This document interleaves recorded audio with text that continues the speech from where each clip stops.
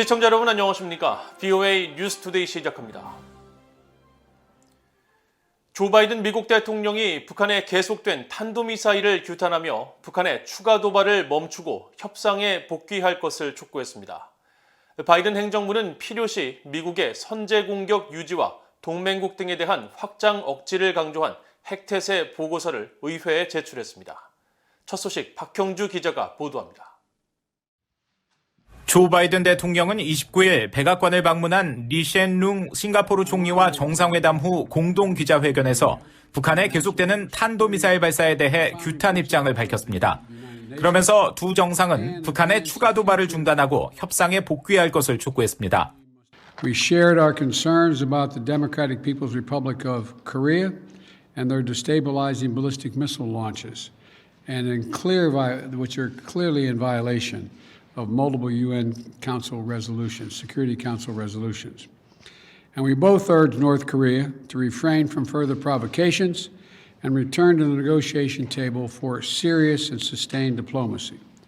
두 나라는 공동 성명에서도 북한 문제를 포함시켰습니다. 성명에는 미국과 싱가포르는 세계적인 안보 도전 가운데 공동의 이익을 추구하기 위해 파트너십을 계속 구축하고 있으며 두 정상은 한반도의 완전한 비핵화와 항구적 평화 구축이라는 공동 목표에 대한 공동의 약속을 재확인한다고 밝혔습니다. 이어 두 정상은 북한의 진지하고 지속적인 외교 관여를 촉구하고 유엔 안보리 관련 결의에 대한 완전한 이행의 중요성을 강조했습니다. 바이든 대통령은 이날 두 정상이 인도태평양의 평화와 안정에 대한 광범위한 우려에 대해 논의했다면서 여기에는 중국을 포함한 영내 모든 나라가 자유롭고 열린 인도태평양을 가능하게 하는 원칙을 준수하는 것도 포함됐다고 밝혔습니다. 이런 가운데 바이든 행정부는 미국과 동맹국 등에 대한 핵 억지력을 강조한 핵태세 검토와 미사일 방어 검토 결과를 담은 기밀 보고서를 의회에 제출했습니다. 미국 국방부는 28일 보도자료를 통해 이 같은 사실을 공개하며 핵태세와 관련해 안전하고 효과적인 핵 억지와 강력하고 신뢰할 수 있는 확장 억지 공약 유지는 국방부와 국가의 최우선 순위로 남아있다고 강조했습니다. 특히 핵무기가 존재하는 한 미국 핵무기의 근본적인 역할은 미국과 동맹국, 파트너들에 대한 핵공격을 억제하는 것이라며 미국은 극적인 상황에서만 미국과 동맹국, 파트너들의 핵심 이익을 보호하기 위해 핵무기 사용을 고려할 것이라고 밝혔습니다. 핵 사용을 억지나 반격에만 한정할 수 있다는 일각의 관측과 달리 필요시 선제 공격 가능성 등 미국의 기존 핵 정책을 유지한 것입니다. 국방부는 또 미사일 방어 검토와 관련해 미사일 사용에 대한 적의 자신감을 떨어뜨리고 동맹국을 안심시키며 긴장 고조의 위험을 피하기 위한 군사적 옵션을 제공하는 탄력적인 방어 태세에 대한 필수적 기여를 확인시킨다고 밝혔습니다. VOA 뉴스 박형주입니다. 미국 국방부가 북한 등 적국들의 점증하는 위협에 대비하는 차세대 요격기 등 미사일 방어망 구축을 위한 예산 증액 등이 담긴 새 회계연도 예산안을 공개했습니다.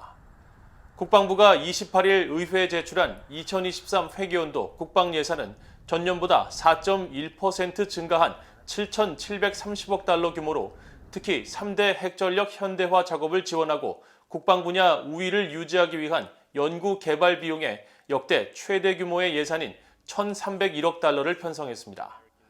북한의 최근 대륙간 탄도미사일 ICBM 시험 재개로 조기 배치 필요성이 거론되고 있는 차세대 요격기와 본토 미사일 방어 향상 등을 위해 전년보다 9억 달러 증액된 26억 달러를 책정했으며 고고도 미사일 방어체계 사드 예산으로 전년보다 50% 감소한 3억 달러, 패트리엇 팩3 미사일 관련 예산으로는 3억 달러 증액된 18억 달러를 편성했습니다.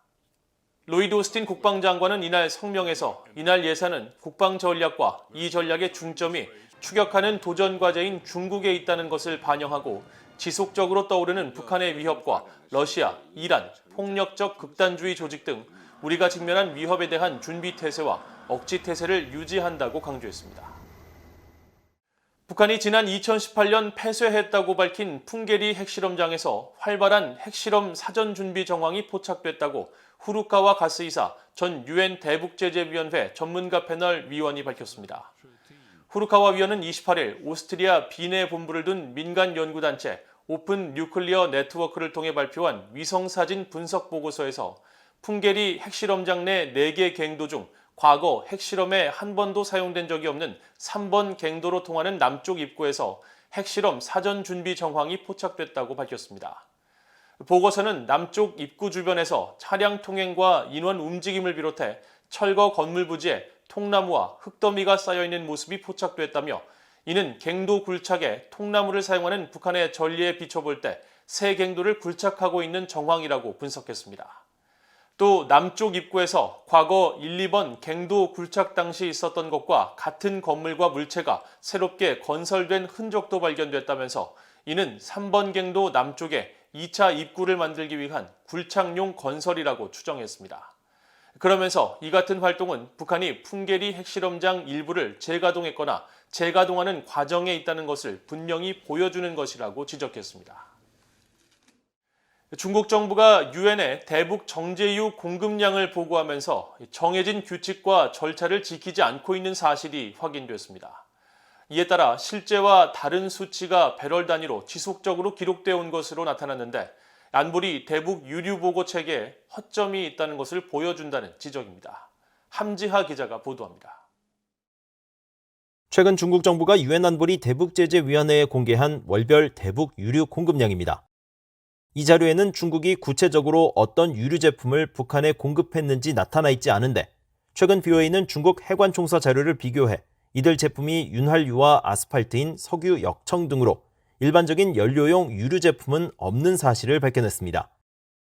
대북제재위원회 홈페이지에 공개된 중국 정부의 정제유 공급량은 1월과 2월 각각 1299.16톤과 755.65톤으로 총 2054.81톤인데 이는 중국 해관총서에 나타난 윤활유와 윤활유용 기유, 석유 역청 등의 대북 수출량과 동일합니다. 문제는 이처럼 실제 연료용 유류가 없는 상황에서 대북제재위원회가 이를 연료로 취급하며 배럴로 환산하기까지 했다는 점입니다. 예를 들어 대북제재위원회는 중국 정부의 올해 1, 2월 정제유 공급량 2054.81톤에 휘발유에 적용되는 1톤당 8.3의 환산율을 적용해 중국의 공급량을 17,116.568배럴이라고 밝혔습니다. 그러나 실제로는 대북제재위원회가 석유 역청 등 잔존유에 적용하는 환산율 1톤당 6.35가 적용됐어야 맞습니다. 유엔 관계자는 이처럼 잘못된 수치가 계산된 데 대해 중국 정부가 처음부터 각 유류 제품을 구분해 보고하지 않았기 때문이라고 지적했습니다. 이 관계자는 BOA의 관련 질의에 중국이 대북 정제유 공급량을 대북제재위원회에 보고할 때 이 수치는 각기 다른 정제유 제품으로 구분되지 않는다며 중국 정부가 단순히 톤 단위로 된 월별 대북 정제유 총량만을 보고했다고 설명했습니다. 그러면서 중국의 총량 보고 방식은 아마도 대북제재위원회 사무국이 가장 적절할 수 있는 다른 환산율을 적용하는 이유일 것이라며 정확히 어떤 제품이 북한에 수출되었는지 알아야만 제대로 된 환산율을 사용할 수 있다고 밝혔습니다. 또 중국의 보고 내용에는 해당 제품을 북한으로 운송하는 수단에 대한 내용도 계속 생략되고 있다면서 대북제재위원회는 결의안에 구체적으로 명시된 것처럼 합법적인 유류 운송에 관여한 회사나 선박 등 기관에 대한 세부 사항을 통보받지 못하고 있다고 지적했습니다. 유엔 안보리는 지난 2017년 북한의 핵과 미사일 실험에 따라 채택한 결의 2397호를 통해 북한의 정제유 수입 한도를 연간 50만 배럴로 제한하고 북한의 정제유를 공급한 나라들의 매월 대북 공급량을 보고하도록 했습니다. 하지만 중국은 지난해 9월부터 올해 2월까지, 즉 6개월치 대북 정제유 공급량을 이달 중순 한꺼번에 제출해 전달의 공급량을 다음 달 30일까지 보고하도록 한 규정조차 제대로 지키지 않았습니다. BOA 뉴스 함지아입니다. 국제인권단체 국제앰네스티가 북한 당국의 과도한 신종 코로나 바이러스 대응으로 북한 내 인권 상황이 악화됐다고 지적했습니다.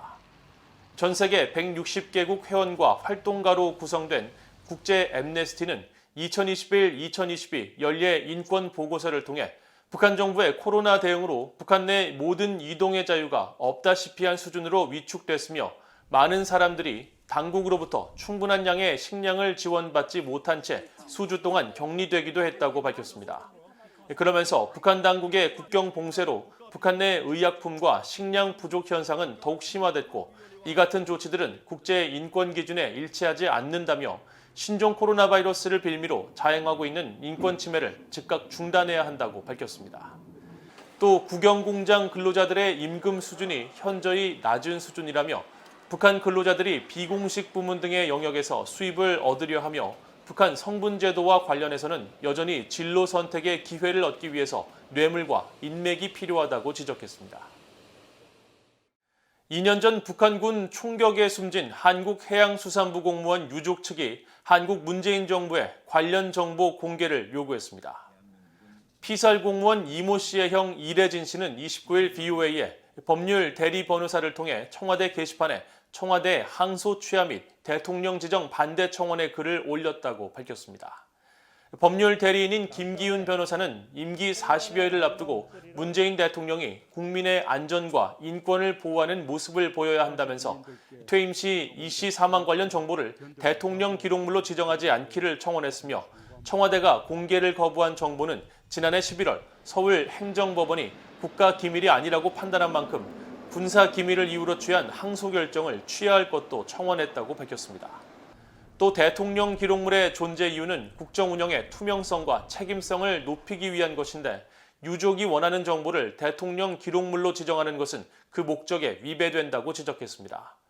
앞서 지난해 11월 한국 법원은 피살 공무원 유족이 청와대와 해양경찰청 등을 상대로 낸 정보공개 청구 소송에서 원고 승소 판결을 내렸지만 청와대는 군사기밀 등의 이유로 항소해 다음 달 27일 서울 고등법원에서 항소심 첫 변론이 진행될 예정입니다.